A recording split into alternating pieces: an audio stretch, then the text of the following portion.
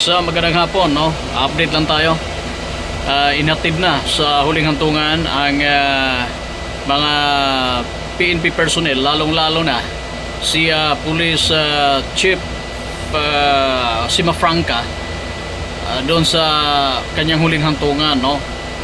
Kanina matapos ang pagdala nito sa mga labi nito sa may PNP station ng Sibulan ng Negros Oriental. At sinunod ang hulimas nito at diretso na, no? Sinunod na ang paghahatid sa kanya doon sa Dumaguete Cemetery, no? Ngayon ay kung matatandaan natin, ito yung mga biktima ng pamamaril sa kapwa pulis, na kung saan, kung matatandaan natin, nung nakaraang linggo, ang itong si Sibulan na Police Chief of Police, no?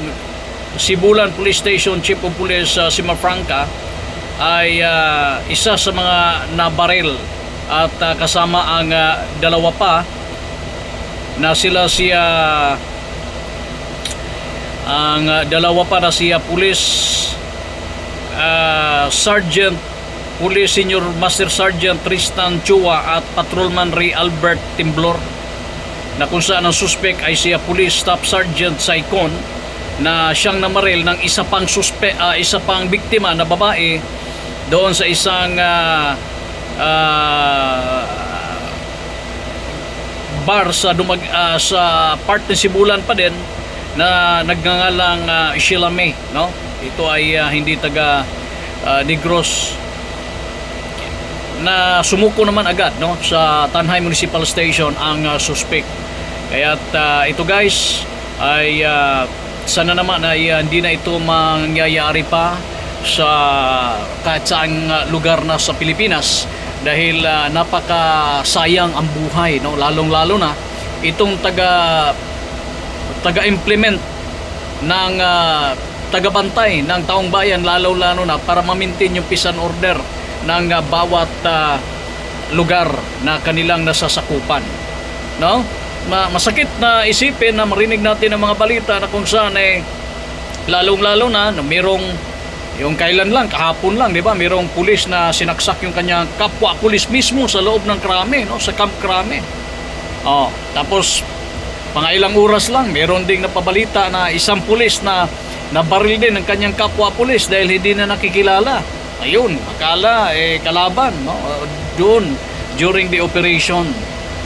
So talagang nakatakot isipin na yung ganitong mga personalidad na siyang nagbibigay seguridad at para maagapan kung ano-ano mang mga kriminalidad sa bansa natin, nag-aaway-away na guys. Iwan natin kung ano yung kanilang mga motibo, dahil yung suspect sa pamamaril na si Saicon, Police Staff Sergeant Saicon, ay na-inquest na rin naman, at aabangan na lang natin kung ano yung magiging resulta. Hindi na tinanggal na yung silos ang dahilan kaya namaril, no? Ang sabi ng investigador sa PNP na siyang umuusisa at nagpapatuloy sa pag-imbestiga ngayon ay wala na yon, yung silos ang dahilan sa isang babae kaya namaril. Hindi tinanggal na nila yung usapin na yon, kundi ang posible na dahil sa sobrang kalasingan. Pero alam natin na ito ay mas lalalim pa ang investigasyon ukol dito, kaya sana naman ay makamit ang tunay na hustisya para sa mga biktima.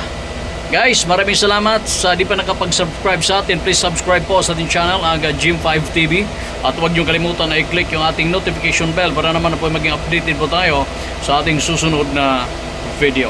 Maraming salamat, at sana ay maging maayos, matiwasay at tahimik, payapa ang bansang Pilipinas.